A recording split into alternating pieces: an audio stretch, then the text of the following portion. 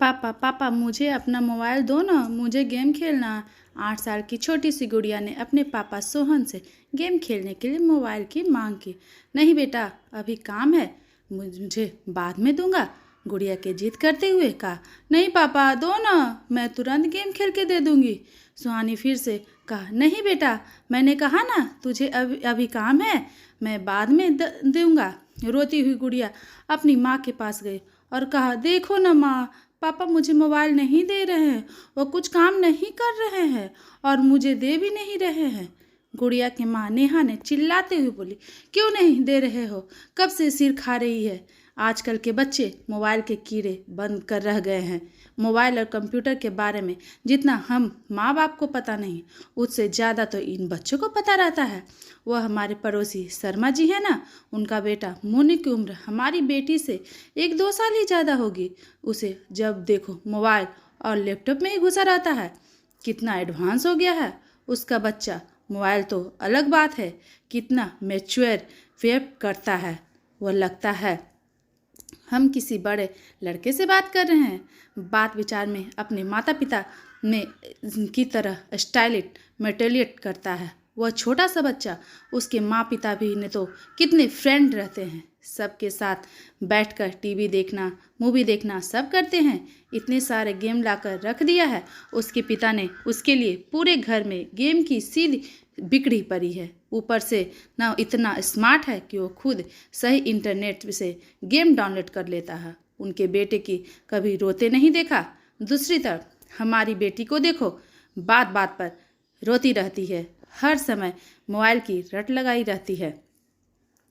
हम एक आपको उसे मोबाइल देते ही नहीं। सोहन ने कुछ सोचते हुए कहा, सब बात तो ठीक है, उसे गेम खेलने के लिए एक अलग से मोबाइल दे दूंगा, लेकिन इस तरह वह ज़्यादा मोबाइल देखेगी तो उसकी आंखों पर बुरा असर हो सकता है। नेहा कुछ नहीं बोली तो सोहन ने कहा, मैं अभी किसी काम से बाहर जा रहा हूँ, लगभग 10 मिनट में आ जाऊँगा, फिर हम लोग सब मिलकर कहीं घूमने चलते हैं। नेहा ने कहा, ठीक है, जब तक मैं उसे तैयार कर देती हूँ। सोहन भी हम हाँ में राजी भर देता है और घर से बाहर चला जाता है। लेकिन 10 बजे का गया सोहन, 11 बजे वापस नहीं आया। इसी बीच नेहा ने उसे फ़ोन लगाने की कोशिश की भी, लेकिन उसका फ़ोन हर समय व्यस्त रहा था। नेहा ने सोहन की चिंता होने लगी, आखिर क्या बात है जो अभी तक सोहन आया नहीं। लगातार कोशिश के बाद भी आखिरकार एक बार सोहन का फ़ोन लग गया। फ़ोन लगते ही नेहा बोली, क्या हुआ, 10 मिनट कब बोल गए, 1 घंटे से ऊपर हो गया, तुम्हारा तो कुछ पता ही नहीं।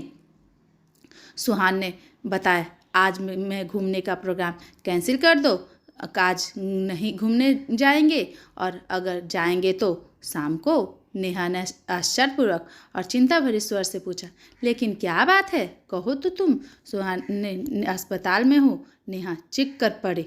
हॉस्पिटल में क्या हुआ? सोहन ने कहा, मुझे कुछ नहीं हुआ, मैं ठीक हूँ और मैं तुम्हें अभी कुछ नहीं बता सकता, पर आकर सारी बातें बताऊँगा।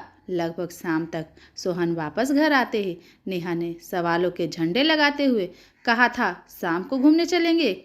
यह टाइम भी निकल गया, अब गुड़िया को कैसे समझाऊंगी। सुबह से सज धज कर तैयार बैठी है कि पापा कब आएंगे और हम सबको घूमने ले जाएंगे। सुहानी ने उसे किसी तरह समझा बुझा कर खिला पिला कर सुला दो, मुझे तुमसे कुछ ज़रूरी बात करनी है। नेहा ने ऐसा ही किया। रात को सोते समय नेहा ने सोहन से पूछा, आप बताओ क्या हुआ जो आज दिन भर किसी काम से बाहर रहे। सुहान बताते हुए, हमारे पड़ोसी शर्मा जी हैं ना, उन्हें एक परेशानी आ गई थी। उसे लग रहा था, मैं आज सुबह जैसे ही घर से निकला तो बाहर देखा, पार्किंग एरिया में कुछ लोग जानबूझ झुंड बनाकर खड़े थे। पास जाकर देखा तो मोनू, वह 9 साल का छोटा सा बच्चा, अपने साथ खेल रहे बच्चे नित्या के साथ गलत हरकतें करने की कोशिश कर रहा था। कुछ लोग उसकी अश्लील हरकतों को देखकर हंस हंस कर बातें कर रहे थे। देखो आजकल के बच्चे को कैसे हैं इसके माँ बाप, जिनके बच्चे के ऐसी गंदी हरकतें कर रहे हैं। बच्चे के देखते ही समझ में आ जाता है कि कैसी परवरिश दे रहे हैं। इससे माँ बाप वीर जमा देख शर्मा जी भी दौड़े आए। तो अपने बेटे को उसने अवस्था में देखकर बहुत लज्जित हुए। वहाँ खड़े सभी लोग उन्हें बहुत बेइज्जती की। शर्मा जी ने तो गुस्से में आकर अपने बेटे पे हाथ भी उठा दिया था, लेकिन मैंने उन्हें रोक दिया और मोनू को साथ लेकर शर्मा जी के हाथ पकड़कर अपनी गाड़ी में बैठाकर एक पार्क में ले गया। वहाँ मैं उनका गुस्सा शांत किया। मैंने उनसे पूछा, क्या मोनू को किस बुरी संगत में है तो इस गंदी बातें सीख रहा है? शर्मा जी ने कहा, नहीं नहीं, ऐसी कोई बात नहीं है। फिर मैंने कहा, न हो इस बच्चे के मन में कैसे इस तरह की भावनाएं घर कर गई है, उसे फौरन किसी मनोचिकित्सक के पास लेकर जाना होगा, तो इसी काउंसलिंग का पता लगा पाएंगे इससे मन में ऐसी बातें कहाँ से आए। फिर मैं उन्हें एक मनोचिकित्सक के पास ले गया। काफ़ी देर की काउंसलिंग के बाद उसने बताया कि हम सभी बच्चे बिल्डिंग के नीचे पति पत्नी का खेल खेल रहे थे, जैसे मम्मी पापा खेलते हैं। मेरे पापा दूसरे शहर में काम करते हैं और हर शनिवार को आते हैं और रविवार को शाम को चले जाते हैं। जब तक पापा बाहर रहते हैं मम्मी बहुत ही प्यार से उसे बातें करती थी, और जब पापा आने वाले रहते हैं तो मेरी माँ मुझे जल्दी सुला देती है। मैं भी उनसे बहुत सारी बातें करना चाहता हूँ। सुबह पापा देर से जागते हैं और मेरे लिए उनके पास समय नहीं रहता। पापा के आने से पहले माँ के कमरे में एक सीडी रखी थी, जिसे देखकर मैंने सोचा यह मेरे गेम की सीडी है और उसे लैपटॉप में डाल के चेक किया। तभी मन में अचानक मुझे सुलाने आ गए और मैं सोचता था कि पापा के आने से पहले माँ मुझे जल्दी क्यों सुला देती है।